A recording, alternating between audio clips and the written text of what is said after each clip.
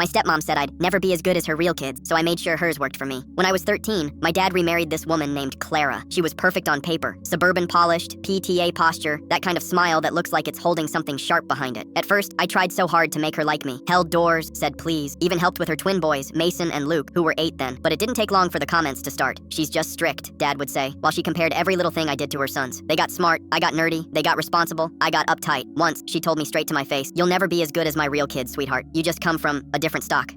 Like I was some clearance rack item Dad picked up after Mom left. I remember swallowing that sentence so hard it burned. After that, I stopped trying, just ran quiet, kept my grades high, stayed out of their way, and promised myself I'd get out. By 16, I was programming small apps for fun. She called it a waste of time, said, "Real men know how to fix things with their hands." Cool. I fixed networks, not lawnmowers, worked part-time, stacked savings, got a scholarship, and didn't look back the moment I hit college. Fast forward 15 years. 30 years old, lead software architect for a logistics startup that blew up faster than anyone expected. International clients, multiple divisions, and a new regional branch back in my hometown. Guess who came in for an interview? Yep, Mason and Luke. Both early 20s, nervous smiles, resumes that leaned heavy on teamwork and short on experience. They didn't recognize my name on the scheduling emails. Different last name now, Mom's maiden name. When I walked in to lead the interview, Luke's eyes flicked up first. "Wait, are you?" I smiled. "Yeah, long time." Mason opened his mouth, shut it again. They looked at each other. They knew. They were polite, painfully so, answering every question like it came from the Pope. And honestly, they weren't bad kids, just raised to believe I was beneath them. Afterward, HR asked what I thought. "They'll both fit," I said. "Entry-level roles, probation, 6 months. Let's see what they do." 3 weeks later, Clara called my office line. Her voice hadn't aged a day, all honey dipped in superiority. She had my assistant forward the call because she was family. "Did you know," she said, "my boys just started working for your company?" Funny coincidence. I let her talk, all faux pride and humble bragging. Then she dropped it. "I just hope you're setting them up for success. You remember? Those boys were raised to lead, not follow." I said, calm as ever. "Then we'll see if they can lead by example." She laughed. "Still with that attitude, huh?" "Oh no," I said, "just accountability." The silence on the other end was perfect. Months passed. Both kids did fine. A little entitled at first, but real effort showed through. So I signed their permanent contracts myself, raised their salaries, gave them paths that didn't rely on nepotism. Last week, we had a company mixer. They showed up with Clara. She scanned the building, jaw tightening when she saw the plaque on my office door. Regional Director, E. Walker. Her face drained. "I never realized," she mumbled. I said, "Different stock, remember?" She actually teared up. First time I'd ever seen her flinch like that. All I said before walking away was, "Your real kids are doing a great job." I don't hate her. I used to, but life already took care of that part. Now I just make sure every intern who walks in thinking they're less than learns what I had to learn the hard way. Your worth isn't decided by the person who looks down on you. It's decided by the day they have to look up.